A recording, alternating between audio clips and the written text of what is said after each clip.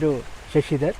ఇప్పుడు మనము మంబాపూర్లో గుమ్మడిదల మండలంలో సంగారెడ్డి డిస్టిక్లో ఒక అభ్యుదయ రైతు దగ్గరికి వచ్చాము. ఆయన పేరు అనీఫ్ గారు. ఆయన మనకి కాకర, బీర, సొర, ఇంకా మామిడి ఇవి పండించడంలో నిష్ణాతులు. ఆయన పండించిన పంట ఎంత తక్కువ రసాయన మందులు వాడాలో ఆయనకైనా సరిసాటి. ఇక ఆయన ఏ ఏ పద్ధతులు వాడుతున్నారు, ఆయన పండించడమే కాదు స్వయంగా మార్కెట్కి తీసుకెళ్ళేసి రీటైల్ మార్కెట్లో కుక్కట్పల్లి రైతు బజార్లో ఆయనే స్వయంగా విక్రయిస్తాడు. తక్కువ మందుతోని మన వినియోగదారులకి మంచి పౌష్టికరమైన కూరగాయలు అందించడంలో మన అనీఫ్ గారికి అందవేసిన చెయ్యి. అయితే ఇప్పుడు ఆయన బీర తోటలో ఉన్నాము. ఆయన ఈ యొక్క బీర తోటలో వచ్చే ప్రధానమైన సమస్యలను, పండు ఈగను ఎలా నివారించారో ఆయన మాటల్లో మనం తెలుసుకుందాం. అనీఫ్ గారు నమస్కారం అండి. నమస్తే. మీరు ఏ పంటలు ఇక్కడ వేస్తారు? సార్ నేను బీర, కాకర, సూర, టమాటా, తీగజాతి కూరగాయలు పండిస్తాను. ఎక్కువ శాతం బీర పండిస్తానండి. సమ్మర్లో టమాటా వేస్తాను, ఇప్పుడు బీర వేస్తాను. మళ్ళీ 6 ఎకరాలు బీర వేసాను, మళ్ళీ కాకర కూడా 6 ఎకరాలు వేసానండి. అయితే మీకు బీరలో ప్రధానంగా మనకి పండు ఈగ సమస్య చాలా ఎక్కువగా ఉంది. అవునండి. అయితే వేరే వేరే చిన్న చిన్న ఈ యొక్క పాము పొడ కానివ్వండి, వాటిని మీరు సింపుల్గా అధిగమిస్తున్నారు. అవునండి. కానీ పండు ఈగ మీకు ప్రధానమైన సమస్య. అవునండి. అయితే ఈ పండు ఈగకి మీరు ఎలాంటి కొత్త పద్ధతులు వాడారు, మీరు ఎలా దీన్ని అధిగమించారు? పండుగ వల్ల మాకు పిందెలు డ్యామేజ్ కావడం సార్, దిగుబడి కూడా తక్కువ రావడము, దాంతో కాయలు పండు మక్కి చాలా డ్యామేజ్ కావడము, మొత్తం సొన్నలా కారడము. దీనివల్ల ఏంటంటే ఎన్ని రసాయక మందులు స్ప్రే చేసినా పోకపోవడం వల్ల చాలా ఇబ్బందికరమైంది. మేము ఈ ఆకర్షమిక్ సెల్ అని మందు పేస్ట్ పెట్టడం వల్ల దీనికి 100% మనకు రిజల్ట్ వచ్చి మనం దిగుబడి కూడా పెరిగి కాయ నాణ్యత ఉండి స్ట్రేట్గా ఉండి మార్కెట్లో మా కూర్పల్లి రైతు వారు తీసుకెళ్ళగానే కాయలు మంచిగా అమ్మకపోవడము, దీనివల్ల మనకు మంచి దిగుబడి కూడా పెరగడం జరిగింది సార్. ఇది మాకు చాలా బాగుంది. ఇది అయితే మనకు తెలిసింది అదేంటంటే ఈ బీర పండించే రైతులందరూ కూడా పండుగ ప్రాబ్లంతో సతమతమవుతున్నారు. అయితే రైతుకి ఈ పండుగ వల్ల కలిగే నష్టం ఎంత? మీకు ఇంతకుముందు ఎంతగానం నష్టం వచ్చింది? ఇది పండుగ వల్ల మనకు అసలు తెలియకుండా చాలా డ్యామేజ్ అయ్యేదండి. కుప్పలు ఎక్కడైతే అంకర్ రావడం, సొనగాడి డ్యామేజ్ కావడం, పండుగ వల్ల మొత్తం కాయలు మొత్తం ఇట్లా నీట్గా రాకపోవడం అలాంటి ఇబ్బందులు జరుగుతుండే.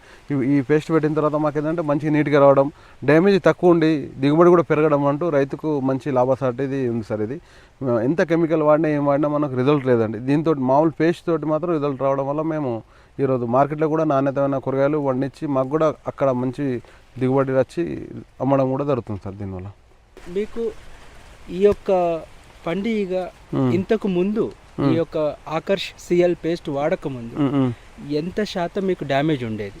ఇప్పుడు మీరు ఎంతవరకు మీరు కంట్రోల్ చేయగలిగారు? అంటే ఇదివరకు మాకు ఏంటంటే తెలియక అవి కెమికల్ కొట్టడం వల్ల చాలా 30% వరకు డ్యామేజ్ అయ్యేది. తర్వాత 20. ఇప్పుడు ఇది ఆకర్షమిక్ సెల్ పెట్టిన తర్వాత సార్ 100% రిజల్ట్ ఉండి డ్యామేజ్ అంటూ లేదు. కాయ నాణ్యత కూడా బాగుంది, అసలు మచ్చ అంటూ లేకుండా అయింది సార్. ఇదివరకు పండుగతో ప్రతి దానికి హోల్స్ ఉండి మచ్చలు ఉంటుండే, దాంట్లో పురుగులు కావడం. ఇది పెట్టిన తర్వాత అసలు 100% రిజల్ట్ ఉంది సార్. మార్కెట్లో డ్యామేజ్ అంటూ లేదు సార్. కాయ ముందు ఏ రకమైనటువంటి మందులు వాడాలి? ముందు కెమికల్ మందులు సార్, మన పురుగు మందులు కానీ, స్ప్రింటర్ అని మామూలుగా చాలా 5-6 రకాల మందులు హార్డ్ కెమికల్ వాడిన ఎంత మాడినా పోవడం లేదండి. ఇప్పుడు ఈ వాడడం వల్ల అసలు పేస్ట్ పెడితే సరిపోతుందండి. స్మెల్కి రావడి పండుగలన్నీ డ్యామేజ్ కావడం, అసలు కాయ అంటూ దిగుబడి కూడా పెరిగి మనకు నాణ్యత రావడం జరుగుతుంది సార్. ఇది ఎన్ని రోజులకు ఒకసారి మందులు కొట్టేది మామూలుగా? మేము 3-4 డేస్కి ఒకసారి కొట్టినా అసలు రిజల్ట్ లేదు సార్.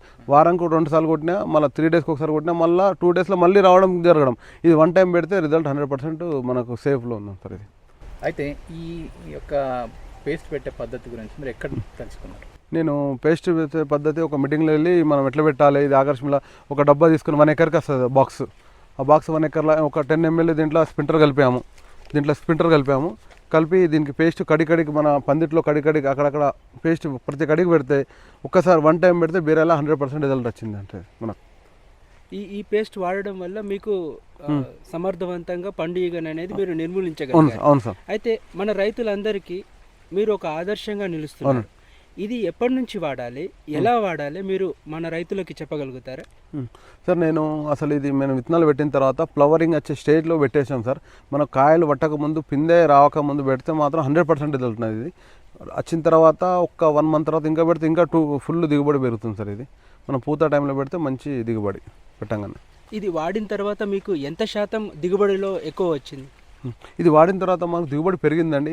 దిగుబడి పెరిగింది, కాయ కూడా నాణ్యత వచ్చింది, సాఫీగా రావడం జరిగింది. లేకపోతే అంకరగా ఉండి ఏదో తేడాగా ఉండి కాయ సాఫీగా లేకపోవడం వల్ల మార్కెట్లో ఇబ్బందులు ఉండే. ఇప్పుడు మనం మార్కెట్ వెళ్ళంగానే మార్కెటింగ్ బాగుంది సార్. ఇది మనకు దిగుబడి కూడా 100% పెరిగింది. దీనివల్ల మనకు నష్టం లేదండి. ఎందుకంటే ఇదివరకు మనకు పండుగ వల్ల చాలా నష్టపోయేది. ఒక 30-20% డ్యామేజ్ అయ్యే కాయలు. ఇప్పుడు మాకు డ్యామేజ్ కాయలు అసలు కనబడట్లేదండి. పండుగ ఉంటూ లేదు. ఎంత కెమికల్ వాడినా ఏంది వాడినా అది కాయకు ఇబ్బందే. ఇంకోటి ఏంటంటే కాయ నాణ్యత ఉండకపోవడము, కెమికల్ కాకుండా ఇది పెడితే పేస్ట్ పెడితే రిజల్ట్ బాగుంది సార్. ఇది వాడడం వల్ల మీకు చాలా ప్రయోజనం కలిగిందన్నారు. అవునండి. అయితే మీరు ఈ యొక్క ప్రోడక్ట్ని తోటి రైతులకి ఎవరికన్నా చెప్పారా? చెప్పాను సార్. నా ద్వారా చాలా రైతులకు చెప్పాను. ఇదివరకు కూడా మీటింగ్లో ఇక్కడ మన గుమ్మడలకు కూడా చాలా మంది రైతులు కూడా పెడుతున్నారు సార్. ఇది చాలా రిజల్ట్ ఉంది సార్. ఇది వాడిన తర్వాత మీకు దిగుబడి పెరిగింది అని అంటున్నారు మీరు. అయితే ఇది పూతను పెంచడం కానివ్వండి, లేకపోతే ఒక న్యూట్రియంట్గా పనిచేయదు. ఏదైతే పండు ఈగ వల్ల మనకు కలిగే నష్టం ఉంటుందో దాన్ని కాపాడి మన రైతుకు అందించే పద్ధతి మాత్రమే ఇది. అవును సార్. ఇది ఏంటంటే మనకు ఉన్న దిగుబడిని మనం వేస్ట్ చేయకుండా, మన పంట డ్యామేజ్ కాకుండా కాపాడడానికి మంచి పని చేస్తుంది సార్. ఇది ఎందుకంటే మనము ఇది 100% దిగుబడి మేము తీసుకున్న తర్వాత పండుగ వల్ల నష్టపోతున్నాం ఒక 30%, 20%. ఇప్పుడు అలాంటిది లేదు సార్ మాకు. ఇది మీరు వాడారు కదండి, పూత దశ నుంచి స్టార్ట్ చేశారు. అవునండి, అవునండి.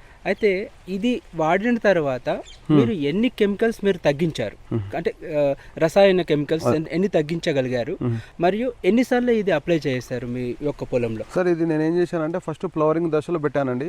విత్తనాలు పెట్టిన తర్వాత ఈ నా బీర ఏంటంటే 45 daysకి వస్తుంది క్రాప్. ఇది నేను విత్తనాలు పెట్టిన 30 daysకి ఫ్లవరింగ్ మొదలైంది, అప్పుడు పెట్టాను. ఆ తర్వాత 1 month దాకా నాకు కంటిన్యూ పనిచేసిన తర్వాత ఇంకా దిగుబడి ఎక్కువ వస్తుంది, మళ్ళీ డ్యామేజ్ కాకుండా ఉండడానికి మళ్ళీ ఇంకో 30 days తర్వాత పెట్టాను. ఇప్పుడు వరకు నాకు పనిచేస్తుంది సార్. ఇది ఎండింగ్ దశలో కూడా ఈ కాయలు నీట్గా నాణ్యత ఉంది సార్. నేను ఆల్రెడీ 2 months నుంచి కటింగ్ మొదలు పెట్టాను. నా తోట దగ్గర అయిపోయింది, కానీ కాయ మాత్రం అదే కలర్, అదే షైనింగ్ ఉందండి. అసలు డ్యామేజ్ అంటూ లేదు సార్. అయితే ఎన్ని కెమికల్ పెస్టిసైడ్స్ మీరు తగ్గించగలిగారు? అంటే పండుగ వల్ల నేను అసలు పండుగ కెమికల్ వాడతలేదు నేను పెట్టినప్పటి నుంచి. ఇదివరకు చాలా వాడేవాడిని. 2 days 3 days పోవడం, మళ్ళీ యథావిధిగా గుంపులుగా రావడం. ఇప్పుడు ఇది పెట్టిన తర్వాత పండుగ ఉన్న ప్రాబ్లం సాల్వ్ అయిపోయింది సార్. ఒక కెమికల్ కూడా మీరు వాడలేదు, పండుగ కెమికల్ వాడలేదు. వేరే సంబంధించిన వాడుతున్నాం, కానీ పండుగకు మాత్రం వేరేది వాడతలేదు, ఇదే పెడుతున్నాం సార్. పంట కాలంలో మీరు ప్రతి 3-4 రోజులకి పండుగ మీద మీరు ఒక రసాయన మందులు వాడేవారు. అవునండి. అయితే ఇప్పుడు ఇంచుమించు మీరు ఒక 10 నుంచి 12 స్ప్రేలు తగ్గినట్టేనా మీకు? సార్ ఇది మేము వాడినప్పటి నుంచి అసలు పండుగకు వారానికి ఒకసారి 2 సార్లు స్ప్రే చేసేది. అసలు అలాంటిది ఒక్కసారి కూడా పండుగకు స్ప్రేయింగ్ అంటూ తగ్గించాం సార్. ఇది పెట్టడం వల్ల మనకు 100% తెలుసు సార్. చాలా బాగుంది. ఇది నేను వాడుతున్నాను, నాతో పాటు రైతులకు కూడా వాడమని ఇవాళ నమ్ముతున్నాను సార్. ఈ 10 స్ప్రేలు అన్నారు కదా, ఇంచుమించు మీకు ఎంత ఖర్చు వచ్చేదండి ఈ 10 స్ప్రేలు? అంటే మామూలుగా నేను ఒక ఎకరానికి వచ్చేసి స్ప్రేయింగ్కి 1000-2000 వచ్చేస్తారు. అది ఒక ఎకరాకు 2-3 వేలు, వారానికి ఒక 1000-1500 స్ప్రేయింగ్ మొదలైంది. ఇది 1 month వరకు మనకు 100% రిజల్ట్ ఉంది సార్. ఇది ఒక 1 బాక్స్ పెడితే ఇది మనకు 1 month దాకా రిజల్ట్ ఉంది సార్. 1 ఎకర్కి 1 ఎకర్ కానండి. ఇందులో మీరు ఏ పెస్టిసైడ్ కలిపారు, ఏ మోతాదులో కలిపారు? ఈ పెస్టిసైడ్ దీంట్లో ఏదైనా స్ప్రింటర్ అనే మందు సార్, ఒక 10 ml కలిపితే 100% రిజల్ట్ సరిపోతుంది సార్.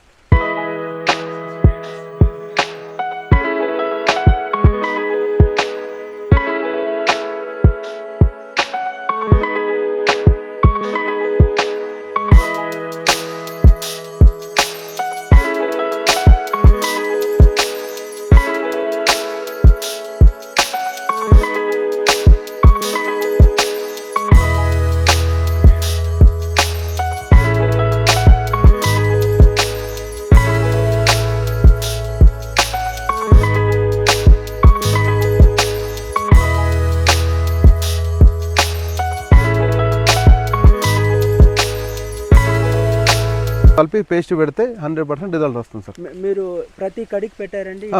ప్రతి కడికి పెట్టాను సార్. ప్రతి కడికి 18 feet గది ఉంది నాది. ఒక 18 feet 20 feet పెట్టకుండా వెళ్ళాను సార్. అయితే ఈ ఒక్క డబ్బా మీకు ఒక ఎకరానికి సరిపోతుంది ఒక ఎకరానికి 1 ఎకర్కి సరిపోతుంది.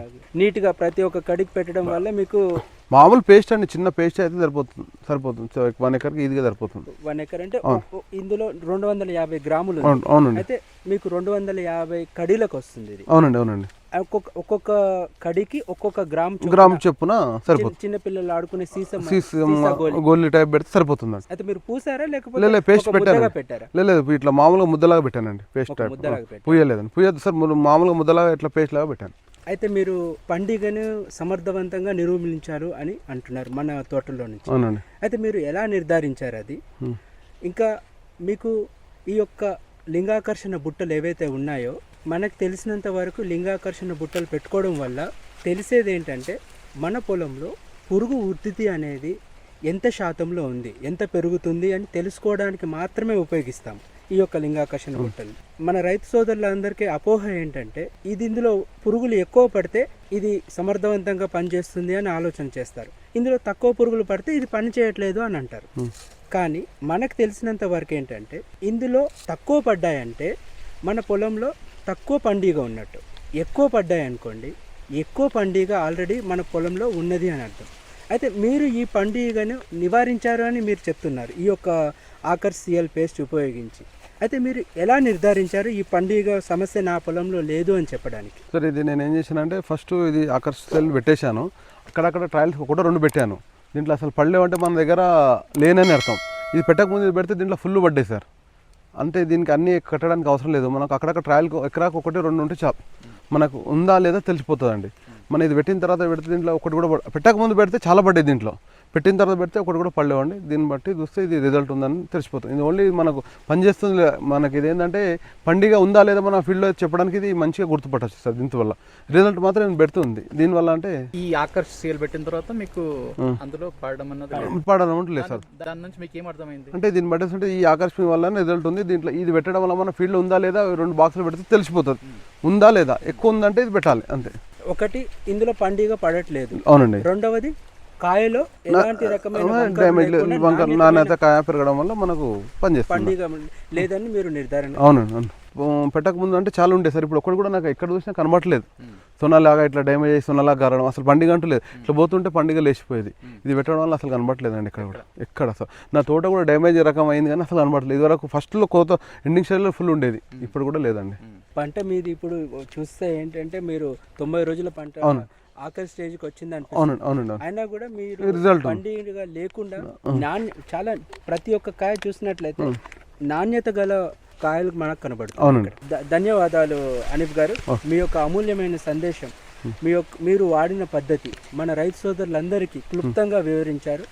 ఇలాగే మన రైతు సోదరులందరూ కూడా ఒక కొత్త పద్ధతిని ఉపయోగించి వాళ్ళు కూడా కంపల్సరీగా వాళ్ళ యొక్క నాణ్యతను, కెమికల్ యొక్క రసాయన పద్ధతులు ఎంత సాధ్యమైనంత తక్కువగా వాడుకొని మంచి యొక్క నాణ్యతమైన కూరగాయలని మన వినియోగదారులకు అందిస్తారని ఆశిస్తున్నాం. Thank you very much. Thank you sir. ఇలాంటి వ్యవసాయ సంబంధిత వీడియోల కోసం వెంటనే మా ఇన్నోవేటివ్ ఫార్మింగ్ యూట్యూబ్ ఛానల్ను సబ్స్క్రైబ్ చేసుకోండి.